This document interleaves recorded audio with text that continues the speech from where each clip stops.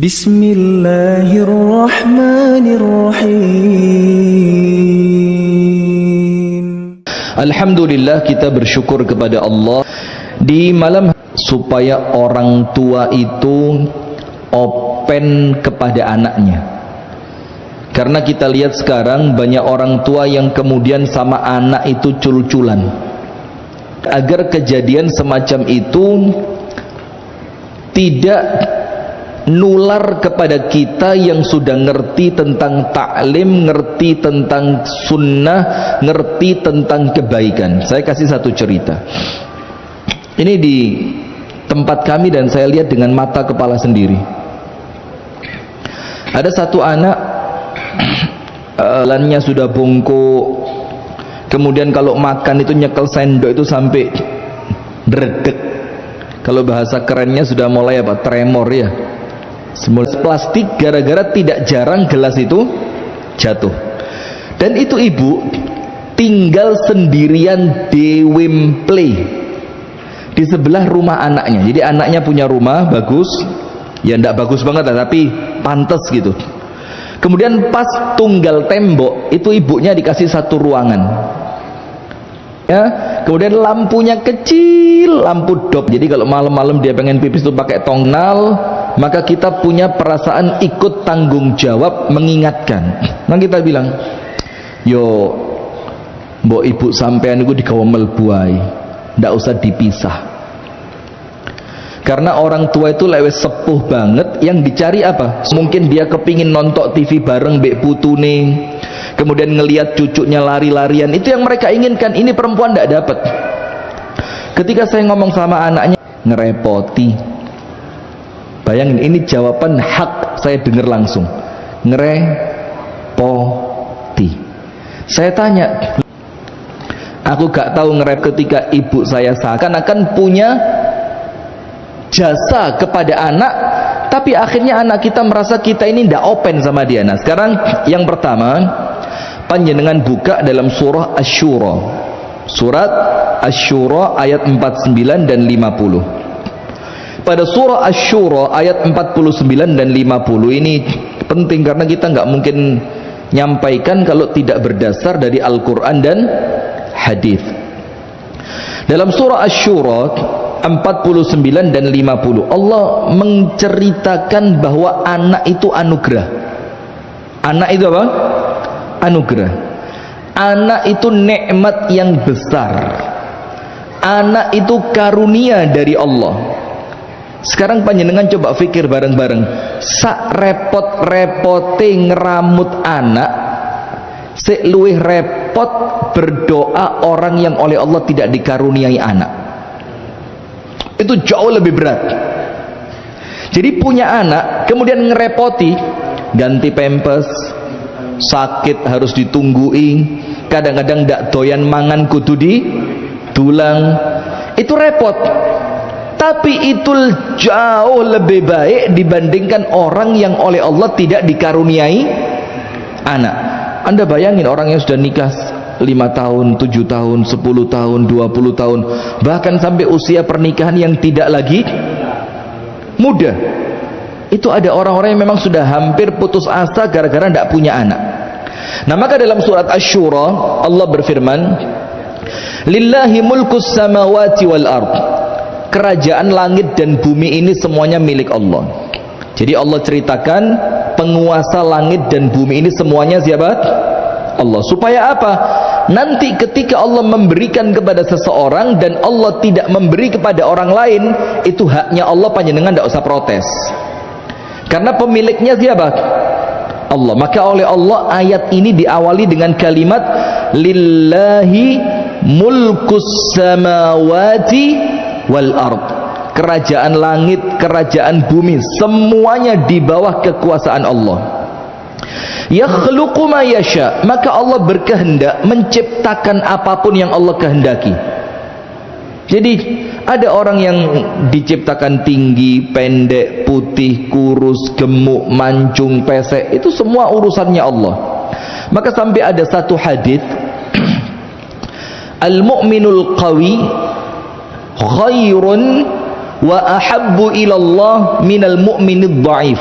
mukmin yang kuat itu luwih apik dan lebih dicintai oleh Allah dibandingkan seorang mukmin yang lemah.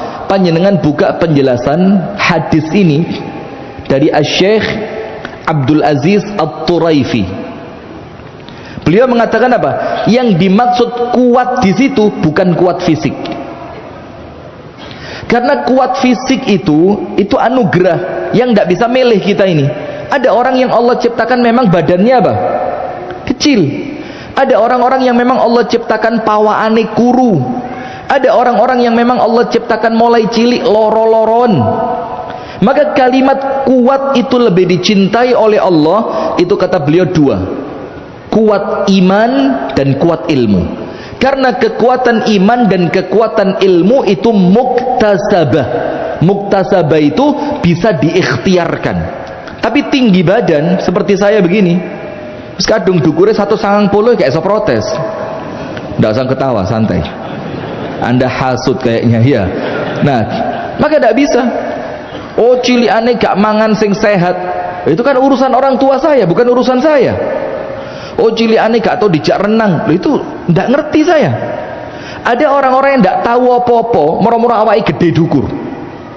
Tingginya 180, badannya keker, ngguanteng. Nah, itu terserah Allah. Yakhluqu ma yasha. Allah ciptakan apa yang Allah kehendaki. Kemudian, yahabu liman yasha'u inatha. Allah karuniakan kepada satu orang anak perempuan. Wa yahabu liman yasha'u adz-dzukur. Dan yang lain dikasih anak laki. Umi saya anak 5 lanang kabeh. Orang Jawa bilang apa? Pendawa 5. Itu pun saya dan adik saya tidak diharapkan. Saya anak keempat, adik saya anak kelima. Kenapa begitu? Karena waktu itu sama dokternya dikandani, Mbak, usumi lahiran wedok, meteng maneh. Umi saya berharap iki wedok iki. Lahir lanang, kaget, Duh, lanang. Ketika adik saya yang kelima juga begitu, percis ceritanya seperti itu. Karena dokternya sahabat sama umi saya. Jadi disemangati terus, akhirnya sampai 5 lanang kabeh. Dokternya bilang, biasa nih kak, lek nomor 6 mesti wedok. Umi saya bilang, moh, kok lanang mana, bingung aku. Nah tapi alhamdulillah masih anak 5 mantune ya wedok kabeh. Jadi aman sudah, tidak usah khawatir ya. Nah sudah, ada orang-orang yang Allah karuniakan anaknya itu wedok kabeh. Sebaliknya yang lain, ada orang-orang yang Allah karuniakan anaknya itu laki semua. Itu kehendaknya siapa?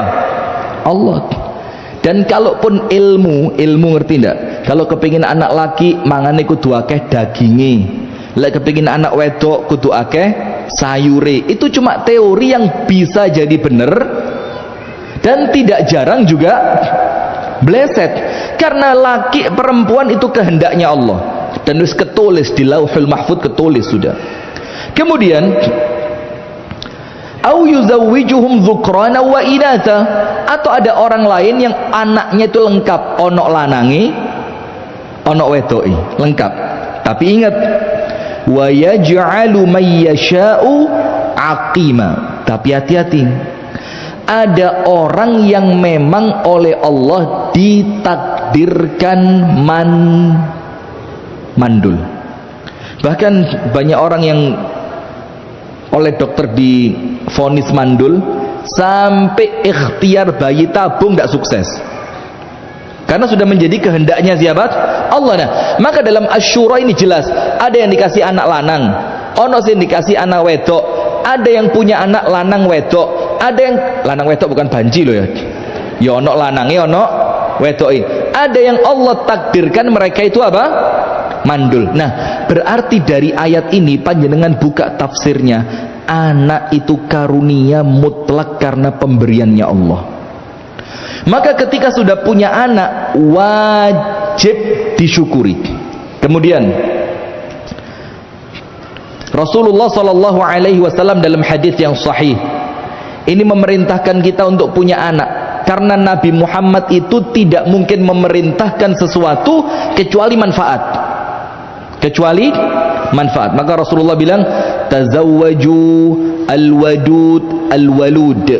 Nikahilah perempuan yang penyayang, nikahilah perempuan yang subur, kandungannya. Kenapa? Fa inni mukatsirun bikumul anbiya'a yaumal qiyamah. Karena aku nanti senang, bangga di depan nabi-nabi yang lain ketika jumlah umatku itu banyak. Nah, Nabi Muhammad nyuruh kita cari perempuan yang subur kandungannya, karena punya anak itu manfaat, karena punya anak itu kebaikan. Sampai panjenengan tahu, sedekah terbaik seorang laki-laki sing pahalane paling akeh, pahalane paling besar, itu sedekah seorang laki-laki kepada siapa?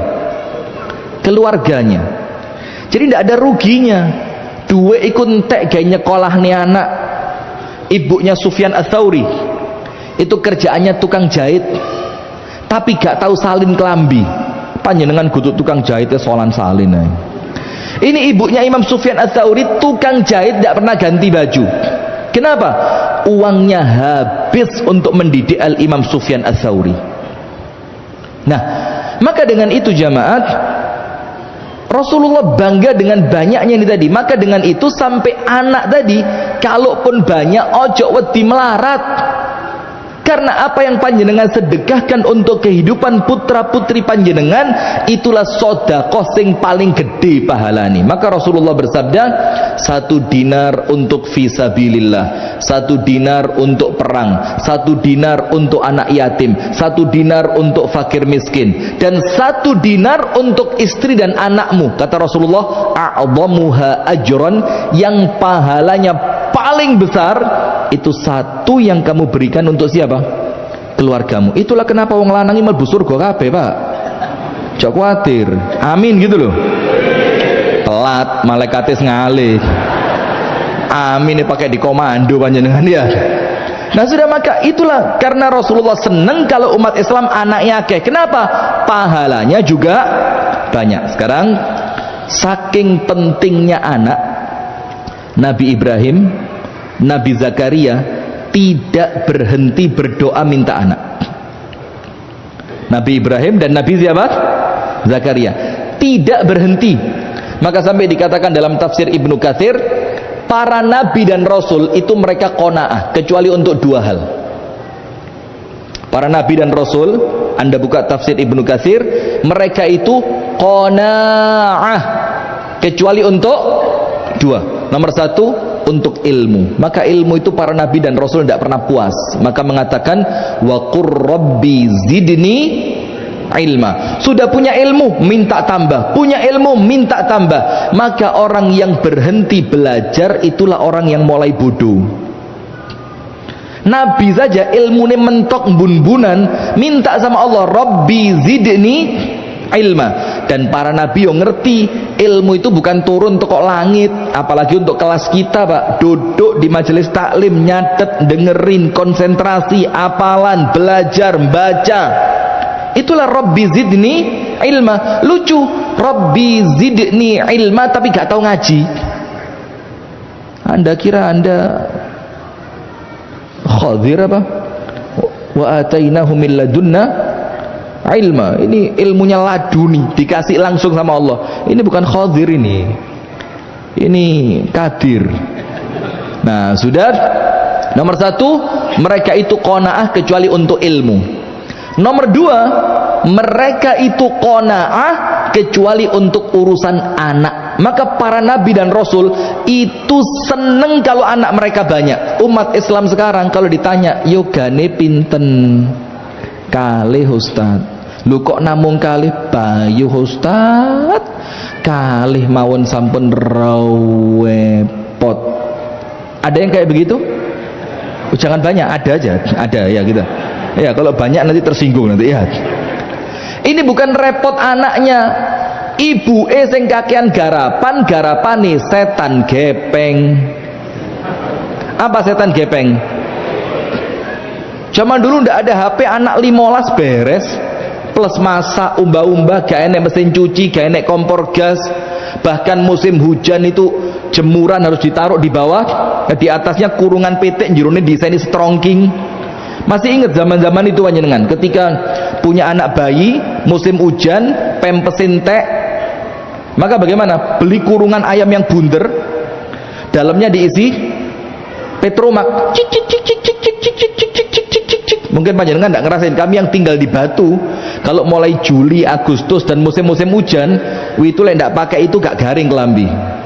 Subhanallah. Nah, maka dengan itu jamaah sekalian, para nabi dan rasul senang anaknya banyak dan mereka tidak pernah qanaah dengan anak. Maka Nabi Ibrahim dan Nabi Zakaria itu punya anak dalam rentan umur yang hampir sama, antara 80 sampai 100. Saya mau tanya, wong lanang di umur 80 sik coba mercon ngono.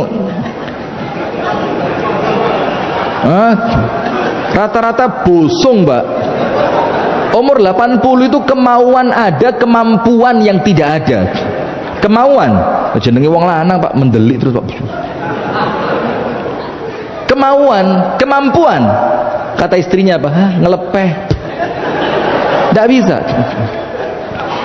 Astagfirullahaladzim. Nah, tapi ini subhanallah, Nabi Ibrahim dan Nabi Zakaria itu dapat anak. Nabi Ibrahim itu dalam satu riwayat dapat anak yang pertama yaitu Ismail, umurnya 86.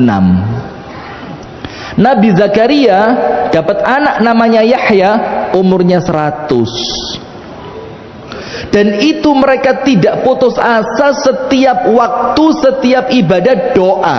Dalam keadaan umurnya tidak masuk akal untuk punya anak, tapi karena mereka tahu anak ini luar biasa, maka mereka tidak pernah putus asa minta anak. Nah sekarang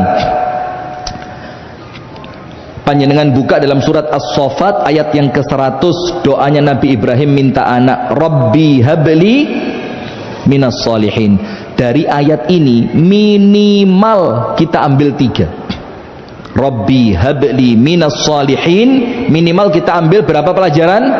3. Nomor 1, tidak putus asa dalam berdoa. Nabi Ibrahim berdoa ini Pak, umurnya wis umur laki-laki, tidak pantas punya anak. Tapi tetap Nabi Ibrahim berdoa, Allah abadikan di dalam Al-Quran surat As-Saffat ayat 100 supaya pelajaran buat kita, kalau urusan doa tidak ada yang mustahil. Kalau urusan doa tidak ada yang mustahil. Pelajaran kedua, pentingnya punya anak. Pelajaran yang ketiga, anak itu gak kudu sogeh, gak kudu pinter, gak kudu dadi dokter, gak kudu dadi insinyur, sing penting soleh. Yang penting apa? Maka Nabi Ibrahim tidak minta Rabbi habli minal aghniya, ya Allah karuniakan kepadaku anak-anak sing sogeh-sogeh, ndak.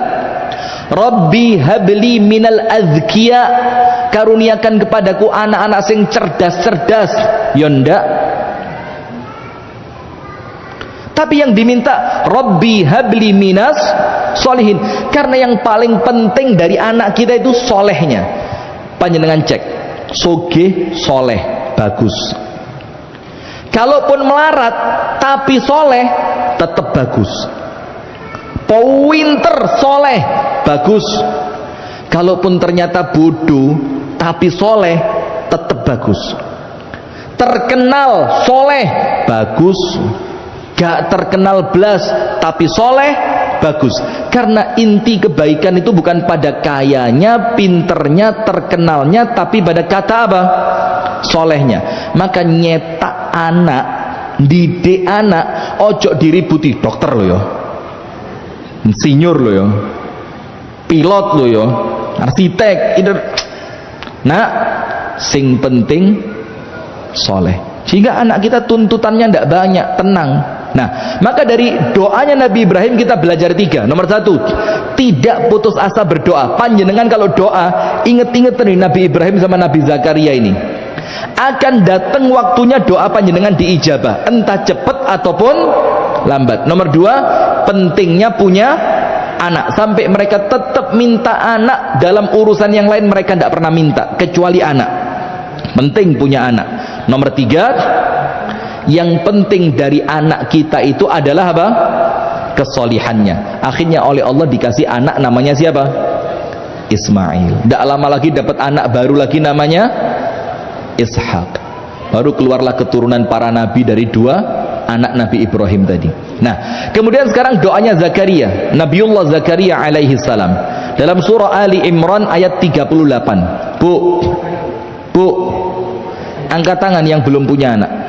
Lah, maksud saya lah umur 6 tahun belum punya anak iki apa? Ya jelas dah.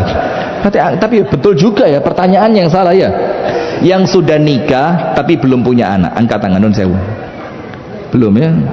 Yang sudah nikah belum punya anak. Yang laki belum. Sudah berapa lama nikah? Si enteng mas, si enteng. Kalau 200 tahun gitu baru medeni mas ya. Ya kita doakan lah ya, mudah-mudahan oleh Allah segera dikaruniai anak yang soleh. Amin. Sekarang Nabi Zakaria, surat Ali Imran pada ayat yang ke-38. Nabi Ibrahim sudah sampai tua renta minta anak, bahkan istrinya mandul. Nabi Zakaria istrinya juga mandul, maka ayatnya wa aslahna lahu zauja, kami perbaiki istrinya Zakaria.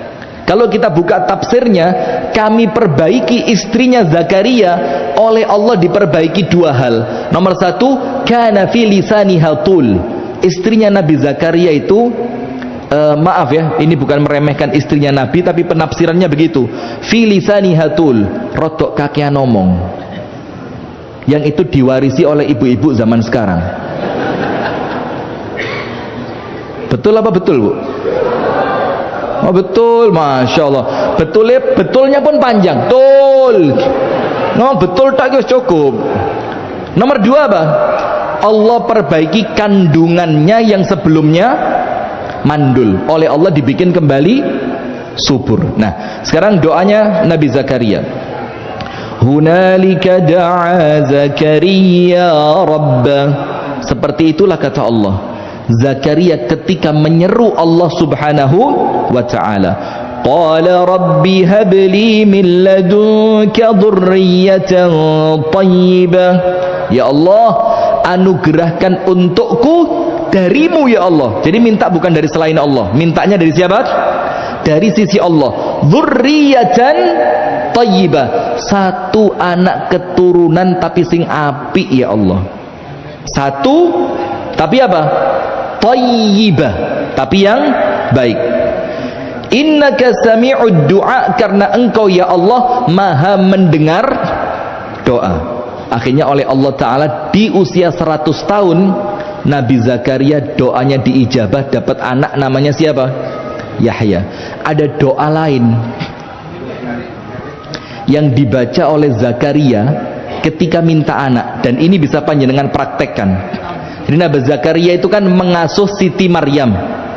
Setiap Nabi Zakaria masuk ke kamarnya Maryam, itu buah musim panas ditemukan di musim dingin, dan buah musim dingin ditemukan di musim panas. Kaget Zakaria, padahal ini Nabi, Maryam bukan Nabi, tapi bisa bikin seorang Nabi kaget. Sampai Zakaria tanya, anna laki hadha, Maryam dapat dari mana ini? Dibilang apa? Hadha min indillah, ini semua karunia dari Allah. Terus Nabi Zakaria berdoa, ya Allah, engkau mampu memberikan kepada Maryam buah tidak pada musimnya, maka berikan untukku anak tidak pada usianya. Ngerti tidak? Tidak pada usianya maksudnya apa?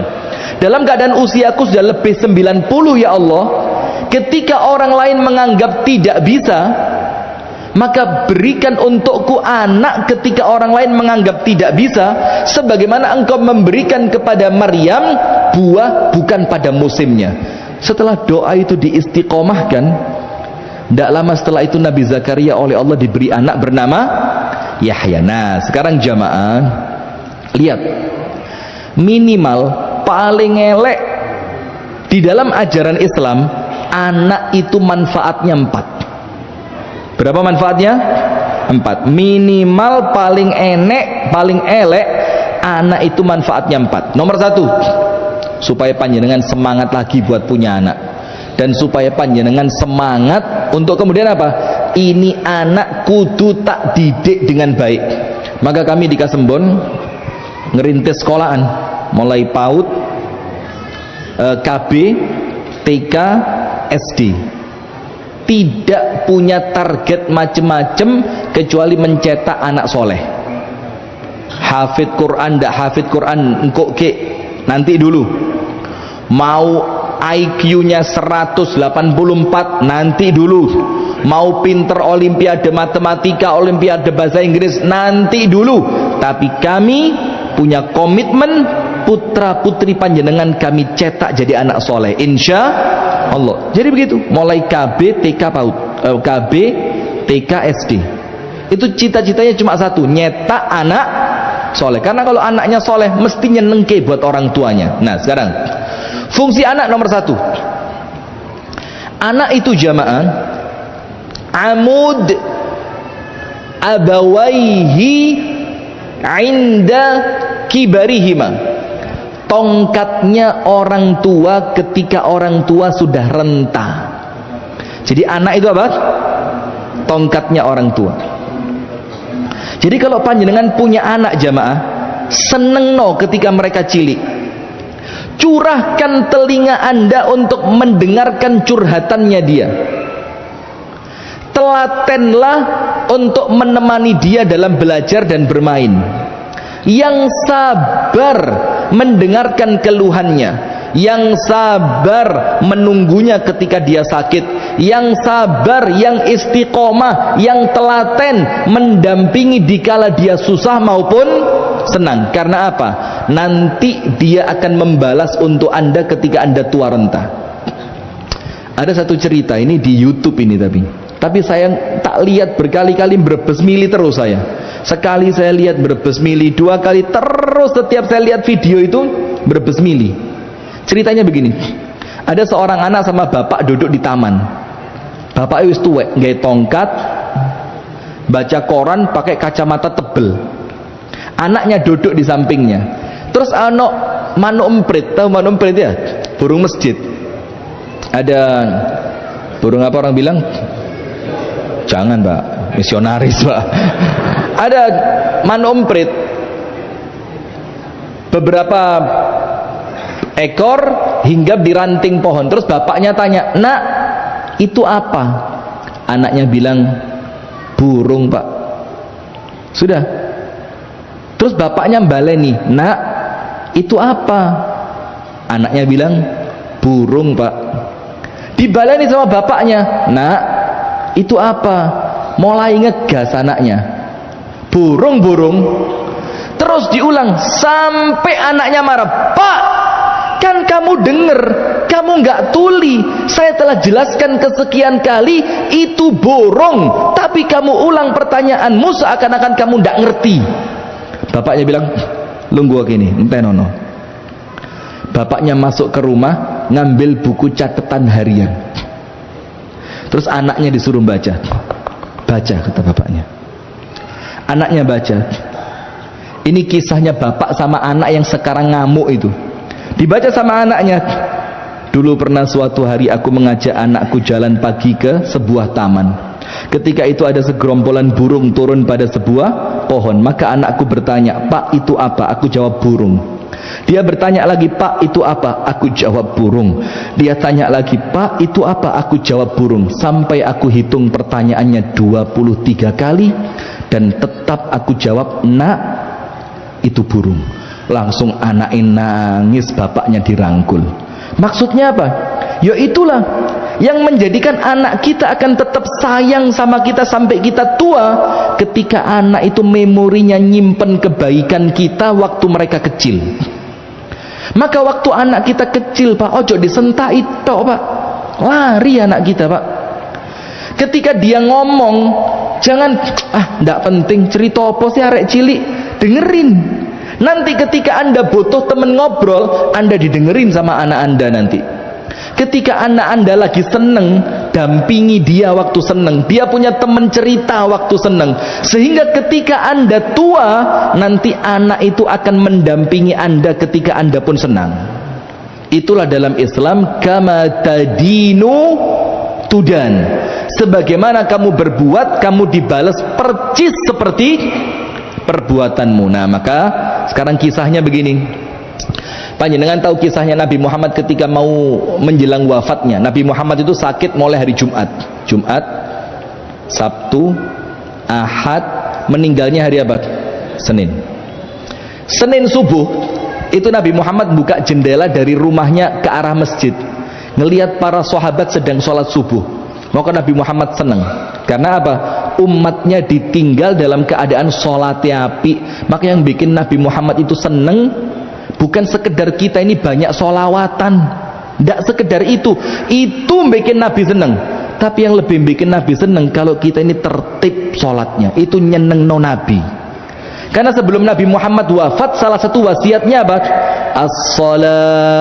As-salah wa ma malakat ain, jogon sholat sing api lekmu sholat. Nah sudah, maka begini, ketika Nabi Muhammad sakit mulai Jumat, Sabtu, Ahad, Senin, itu di rumahnya Ibunda Aisyah, tapi yang ngerawat Siti Fatimah. Yang ngerawat siapa? Siti Fatimah. Setiap Siti Fatimah pergi, Nabi Muhammad tanya, "Aina Fatimah?" Mana anakku Fatimah ini? Dicari. Nanti Fatimah datang, kembali diseka wajahnya.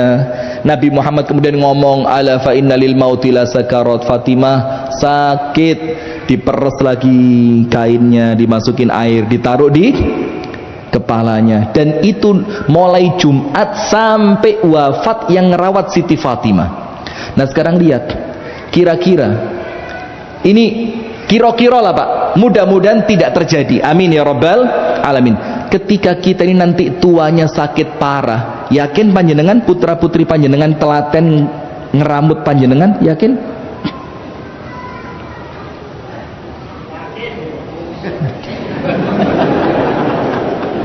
Panjenengan bilang yakin malah gak dramatis loh Pak ini Pak. Ya Allah, ini suasana rusak lagi loh ini Pak. Nah artinya kalau kita yakin, alhamdulillah, karena keyakinan itu pasti berdasarkan sesuatu yang telah Anda perbuat. Tapi jangan sok yakin kalau waktu putra panjenengan kecil minta antar ke sekolah, "Pak, kepingin Pak di internet sekolah Pak, pisan-pisan." Repot kok sekolah makmu ngono. Bojo. Nanti ketika panjenengan sakit dalam keadaan genting, itu anak panjenengan akan menyerahkan panjenengan sama suster di rumah sakit, sama perawat di rumah sakit, gak gelem jenguk. Bahkan ada, cuma saya tidak mau cerita di sini, wong sugih melintir sugih sakit, tidak ada satupun anak yang mendampingi, padahal bapaknya ini sakitnya di Malaysia. Anaknya tidak ada yang mau dampingi, padahal kaya raya. Kenapa? Karena waktu kecil anak-anaknya ditinggal sama babysitter, ditinggal rapat ke sana, MOU ke situ. Nah maka nomor satu, hati-hati, anak itu apa? Tongkatnya orang tua ketika orang tua sudah renta. Bagaimana caranya supaya tongkat ini kuat? Yo panjenengan kuati waktu mereka masih kecil. Kalau mereka cerita, dengarkan. Kalau mereka nangis, dampingi. Kalau mereka seneng, ikutlah seneng. Kalau mereka sakit, rawat. Kalau mereka butuh teman cerita, dengarkan. Kalau mereka minta diantarkan, antarkan. Dampingi mereka untuk bermain, dampingi mereka di waktu-waktu genting. Nanti itu akan dibales oleh putra putri panjenengan ketika panjenengan tua. Satu cerita penutup untuk bagian pertama. Ini diceritakan di kitab Qasas wa Ibar inda salaf, cerita yang penuh hikmah dari kalangan salaf. Ada seorang anak, bapaknya ditaleni, kakinya diikat, ditarik begini, ditarik kepalanya bapaknya di bawah, tarik gini, sampai keluar rumah. Sampai suatu batas, bapaknya bilang apa? "Ya bunayya kafaka huna." Nak, narie sampai kene tok, ojo dilebihi. Anaknya kaget, kenapa nariknya sampai sini kok tidak boleh lebih? Bapaknya bilang apa? "Kuntu ajurru jaddaka ila huna." Karena dulu mbahmu tak tarik sampai kini. Lihat, sekarang dibalas siapa? anaknya. Itu le elek bakal kebales, le api yo bakal kebales. Famay ya'mal mithqala dzarratin khairan yarah wa may ya'mal mithqala dzarratin syarran yarah. Hal jazaa'ul ihsani illa al ihsan wa jazaa'u sayyi'atin sayyi'atum mithluha. Api kebales api, elek kebales elek. Nomor satu, anak sebagai apa?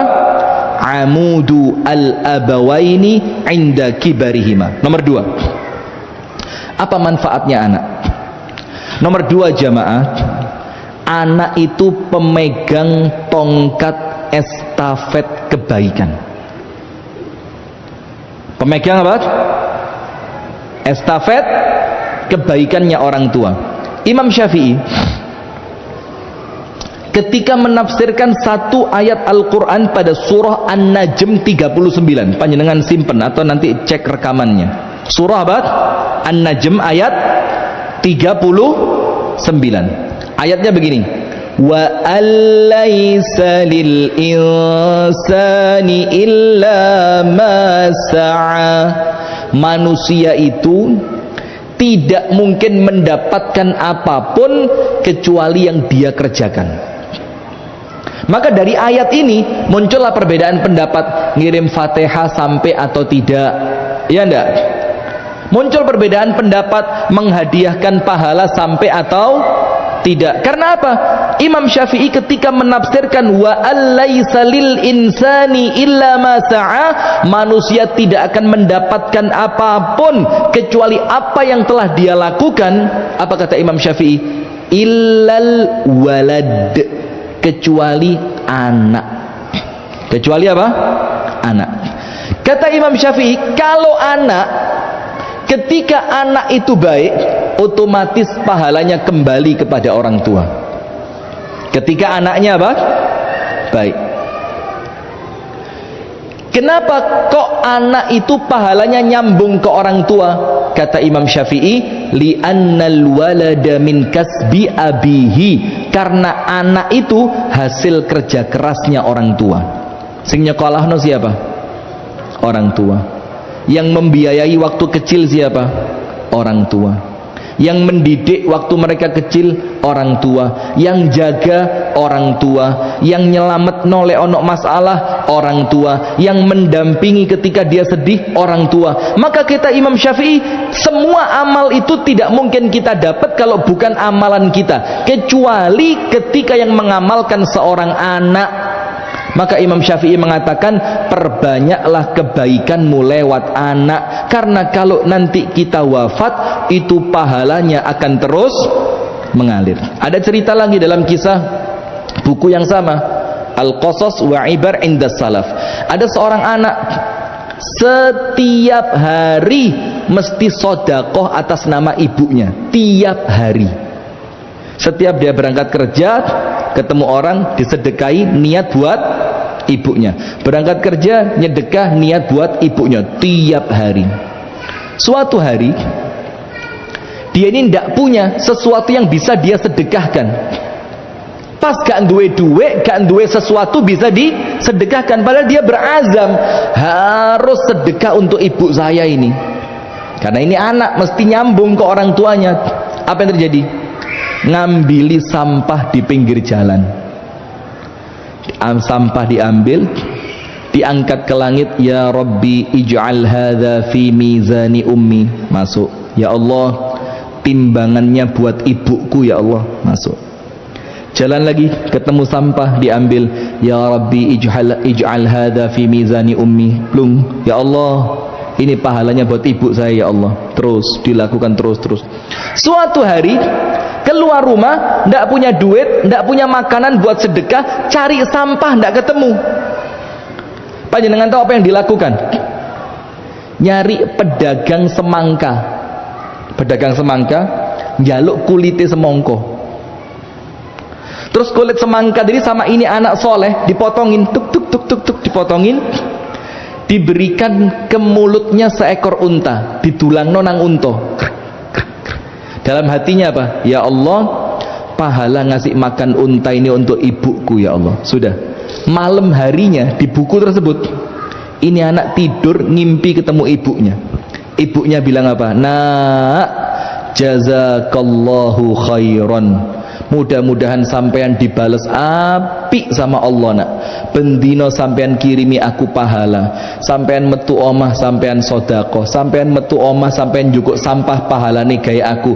Dan hari ini nak, pas ibumu kepingin sing seger-seger, kok kirimi semongko nang kuburan ibumu nak. Lihat ini. Dan ini cerita, bukan cerita dongeng, ada sanatnya ini cerita. Nah, maka kalau yang melakukan anak, kata Imam Syafi'i, itu estafet kebaikan bapaknya. Maka panjenengan tahu, berbakti kepada orang tua sing paling top itu apa? Min abarril bir an yasilar rajulu wudda abihi. Perbuatan bakti seorang anak sing paling apik untuk orang tuanya itu apa? Ketika seorang anak nyambung silaturahim kepada orang-orang kesayangan orang tuanya. Jadi misalkan orang tua kita punya teman akrab, punya dulur sing paling sering diparani, kalau orang tua panjenengan wafat, paranono. Walaupun tidak bawa apa-apa. Niatnya apa? Nyambung orang yang dulu disambung sama orang tua saya. Itu orang tua panjenengan di kuburan, entuk pahalane gak pedot. Nah, maka dengan itu Nabi Muhammad mengatakan ketika manusia meninggal, idza mata ibnu Adam, terputus semua amalnya kecuali berapa? Salah satu di antara yang tiga apa?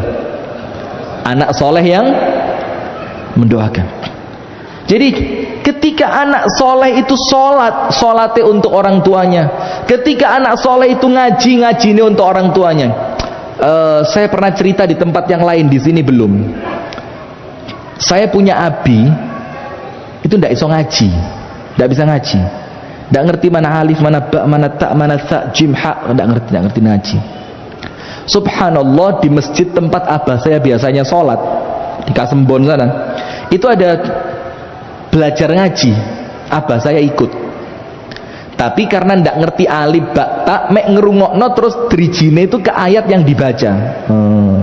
Oh, tak ikut bentuk ini diapal-apal. Suatu hari pas umroh sama saya, alhamdulillah, mudah-mudahan sama Allah diterima. Hari terakhir di Mekah, pas musim dingin. Hari terakhir di Mekah, pas waktu itu belum dilarang di depan Ka'bah kecuali pakai ihram, itu belum dilarang. Itu kita duduk di sana menunggu azan subuh. Karena nunggu azan subuh masih lama, abah saya minta ambilkan Quran. Nak, jukukno Quran sing gede, tak ambilkan Quran besar. Terus abah saya itu minta bukakan surat Al-Qadr. Surat Al-Qadr. Golekno surat Inna Anzalna. Nggak ngerti Al-Qadr, Inna Anzalna. Saya bukain Inna Anzalna. Terus abah saya bilang, rungokno yo, tak duding, lek salah ilingno. Subhanallah, abah saya baca. Bismillahirrahmanirrahim. Sampai Inna itu belum sampai satu ayat, ini air mata saya kebek dengan air, penuh air mata. Saya pikir apa? Ya Allah, saya kudu rajin ngaji. Kenapa? Saya niatkan, ya Allah, pahala ngaji saya ini untuk abi saya, untuk umi saya. Kenapa? Saya bisa ngaji karena mereka.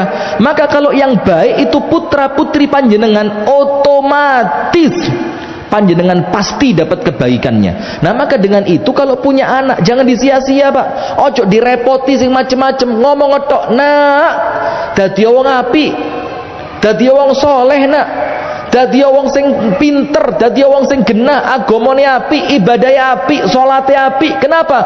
Nanti kalau saya meninggal, nak, kamu yang melanjutkan ngirim pahala sampai di alam kuburku, nak. Lihat, itu yang kedua. Jadi anak itu estafet kebaikannya siapa? Orang tua. Kalau anak sedekah, orang tua dapat. Kalau anak baca Quran, orang tua dapat. Kalau anak haji umroh, orang tua dapat. Kalau anak duduk di majelis taklim semacam ini orang tua panjenengan dapat.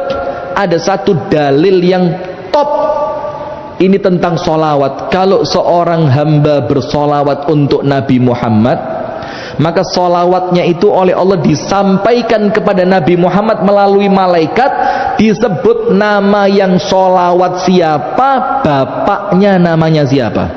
Maka sama Nabi Muhammad dibalas dengan nama anak plus nama bapaknya. Lihat, panjenengan tidak kepingin ngirimi kebaikan buat orang tua di kuburan, terutama yang panjenengan pikir berbakti saya sama orang tua masih kurang ini, saya durung sempet nyenengke wong tuaku, durung sempet membanggakan orang tuaku, sekarang ini waktunya dadi wong apik karena kebaikan panjenengan sambung sampai kepada orang tua. Nomor 3, apa manfaatnya anak itu untuk orang tuanya di dalam agama Islam?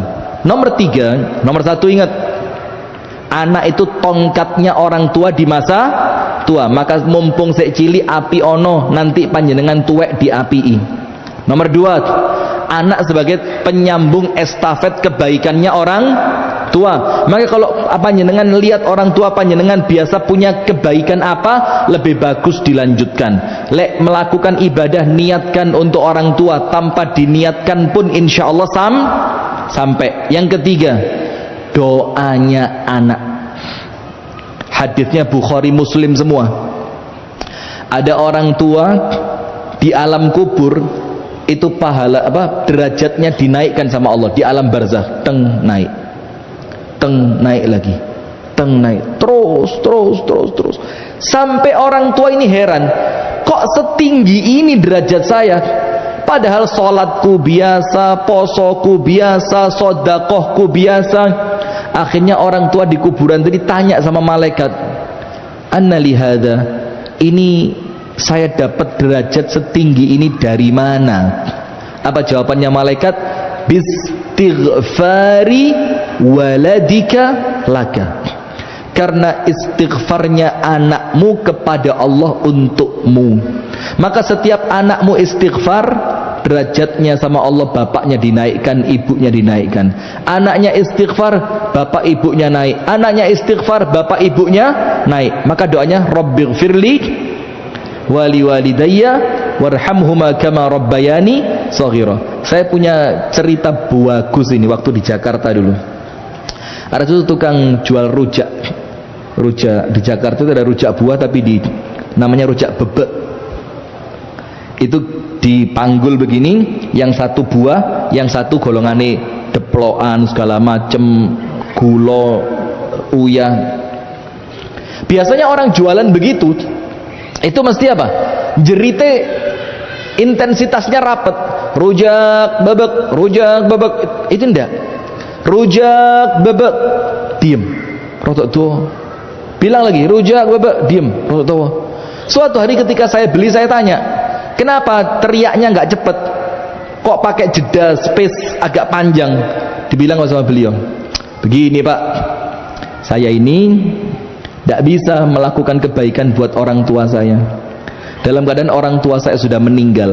Maka setiap satu teriakan rujak bebek, saya baca Rabbighfirli wali walidayya warhamhuma kama rabbayani shaghira. Teriak lagi dia, rujak bebek. Bilang lagi dia, Rabbighfirli dzunubi wali walidayya warhamhuma kama rabbayani. Dan itu dia lakukan setiap hari, ceritanya dia. Subhanallah, lihat. Dan itu setiap anaknya memintakan ampun kepada Allah untuk orang tua. Rabbighfirli dzunubi wali walidayya warhamhuma kama rabbayani shaghira. Itu derajatnya orang tua panjenengan sama Allah dinaikkan di kuburan. Naik terus sampai dia mencapai derajat tertinggi di alam barzakh. Itu hadis yang pertama. Hadis yang kedua, ada orang tua di alam kubur ditutui sama malaikat, dipukulin tangtung, tidak ada berhenti, digepui terus. Maka bayangin sekarang, mungkin ada di antara kita ini, mudah-mudahan tidak, yang orang tuanya mungkin zaman dulu agamane kurang. Yang ada kemungkinan, pasti ndak, iya kan? Karena kita tidak tahu alam barzakh seperti apa. Ada kemungkinan orang tua itu di alam kuburnya disiksa. Maka ketika orang tua ini sama malaikat ditutui, fa'auqafahullahu al-'adzaba, maka sama Allah azabnya malaikat itu dihentikan. Terus orang yang dipukulin malaikat di alam kubur ini tanya dia, malaikat kok berhenti? Kenapa berhenti? Mukulnya kok berhenti? Nyiksanya kok berhenti? Mengazabnya kok berhenti? Azab kuburnya kok terhenti? Apa kata malaikatnya? Innallaha amarani an aqifa lianna waladaka yad'u laka. Allah nyuruh saya berhenti sementara karena Allah melihat anakmu sedang mendoakan kamu. Lihat, Allah nyuruh apa? Saya berhenti sebentar. Karena apa? Allah melihat anakmu sedang mendoakanmu. Coba bayangin kalau anaknya 2, 3, 4, 5, 6 banyak dan semuanya ahli ibadah, donga terus, insya Allah orang tuanya aman di alam kubur. Kemudian doanya anak, orang tua dapat 2. Maka tadi awwaladin salihin yad'u lahu, anak soleh yang senantiasa mendoakan orang tua. Kalau anak yang mendoakan orang tua dapatnya 2. Nomor 1, dapat doanya. Misalkan, ya Allah lapangkan kuburnya, kuburannya lapang. Karena orang tua sekarang yang di alam kubur tidak punya kekuatan sudah. Siapa kalau bukan panjenengan sebagai anaknya? Coba, walaupun mungkin panjenengan umurnya sudah 65, 70, 80, tapi tetap kan panjenengan lahir lewat siapa? Orang tua. Dan kebaikan panjenengan untuk orang tua itu connect, nyambung. Maka yang pertama, kalau yang mendoakan anak, orang tua dapat doanya. Misalkan, ya Allah lapangkan kubur orang tuaku, itu otomatis kuburannya sama Allah dilapangkan. Ya Allah terangi kubur orang tuaku, langsung kuburannya sama Allah dibikin terang. Ya Allah jadikanlah kuburannya taman di antara taman surga, langsung kuburan itu menjadi taman surga. Itu dapat yang pertama. Dapat yang kedua apa? Ketika anak yang berdoa, orang tua dapat tambahan pahala. Maka termasuk durhaka kalau panjenengan itu berdoa lupa doa untuk orang tua. Panjenengan sholat, panjenengan buka puasa, panjenengan tahajud, panjenengan duha, panjenengan ngaji, lah kok ndak doain orang tua? Itu durhaka. Maka sampai disebutkan oleh Imam Nawawi, salah satu ciri anak soleh itu kalau mau doain orang tuanya. Sebaik apapun ibadahnya, kalau tidak mendoakan orang tua, dia bukan anak yang soleh. Nah maka itu, ayo Pak, dia mana-mana anak kita ini dididik sing apik. Wis talah melarat gak popo, sing penting soleh. Ndak terkenal ndak apa-apa, yang penting soleh. Gak duwe omah gak popo, sing penting soleh. Karena yang manfaat untuk orang tua itu kesolihan anaknya itu loh. Maka nomor 1 ingat, penopang tungketnya orang tua ketika sudah renta. Nomor 2, estafet pahala. Nomor 3, doanya anak manfaat untuk orang tua. Yang terakhir penutup, syafaat. Yang terakhir apa? Syafaat. Nah maka ada satu ibu tukang sayur, anaknya mondok di pondok tahfidz di daerah Malang. Anaknya 3, apal Quran kabeh. Ibu itu setiap ketemu temennya banggakno anaknya, anakku lulusan UB, anakku lulusan Unair, anakku lulusan ini, kerja dek kene. Ibu bilang, alhamdulillah anakku masih ondek pasar tapi hafid Quran telu-telune. Lewat semua yang lain itu. Karena anak yang hafal Quran menjadikan orang tuanya itu dapat syafaatnya Quran, dijamin selamat sama Allah. Nah sudah, maka yang keempat, syafaatnya anak untuk orang tua. Nomor 1, hadis riwayat Imam Ahmad bin Hanbal, hadisnya hasan. Ketika ada seorang anak wis pantes melbu surga, maka sama Allah disuruh masuk, udkhulil jannah. Nah waktunya masuk surga. Kelihatan Pak, indahnya, tamannya, sungainya, kenikmatannya, buah-buahannya, bidadarinya, semua kelihatan. Anak tadi ndelok, terus dia bilang apa? La ya Rabbi, la adkhuluha. Ya Allah, ndak, saya tidak mau masuk. Terus ditanya, Loh, kenapa tidak mau masuk? Dibilang, tidak mau masuk. Sudah waktunya masuk. Boten ya Allah, saya tidak mau masuk. Ditanya, kenapa alasannya kok tidak mau masuk? Dengerin. Ini loh kalau anaknya baik. Hatta yadkhula ma'i abi wa ummi. Sampai engkau masukkan bersamaku bapakku dan ibuku. Saya tidak mau masuk. Ditunjukkan sama Allah, bapakmu durung pantes le ngerokoknya ngebes. Iya, ditunjukkan antriannya. Lu iya rek, surga di Lamongan, antri di Amerika Selatan betul nih. Akhirnya anak itu tahu tiba rokok itu dosane. Ini bebas, ini edit boleh ndak boleh ini, terserah hantu boleh ini. Sudah anak bilang ya dosane rasan-rasan luwih gede timbang. Kalau ini kayaknya perlu diedit ini, bahaya ini. Nah sudah, apa yang terjadi? Akhirnya anak itu bergeming. Bergeming itu apa? Saya tidak akan masuk sampai abi saya umi surga bareng. Tidak kepingin panjenengan. Orang anak yang narik bapak ibu panjenengan, itu syafaat yang pertama. Syafaat yang kedua, ketika anaknya menjadi Al-Quran, akhlaknya bukan akhlak Quran, tapi akhlaknya tidak mencerminkan orang yang apal Quran. Tidak ada akhlaknya. Pakaiannya sembarang, pergaulannya sembarang. Kalau bacaannya sudah bagus, mau latihan menghafal, walaupun gak hafal-hafal, tapi punya niatan untuk apalan, latihan. Ini hadiah untuk ahlul Quran. Nah itu loh Pak, apal Quran, pinter moco Quran, ajak belajar Quran, jadikan anak panjenengan mengamalkan Quran. Nanti syafaatnya. Maka jamaah sekalian, ini 4. Berharap yang ngerawat siapa? Anak. Kita kepingin kesini diantar siapa? Anak. Kita kepingin keluar untuk anak, itu adalah pahala. Tidak pernah lupa berbuat baik dan mendoakan orang tuanya. Dan mudah-mudahan anak-anak kita oleh Allah diselamatkan dari fitnah. Dan mudah-mudahan anak-anak kita oleh Allah diselamatkan dari fitnah majelis.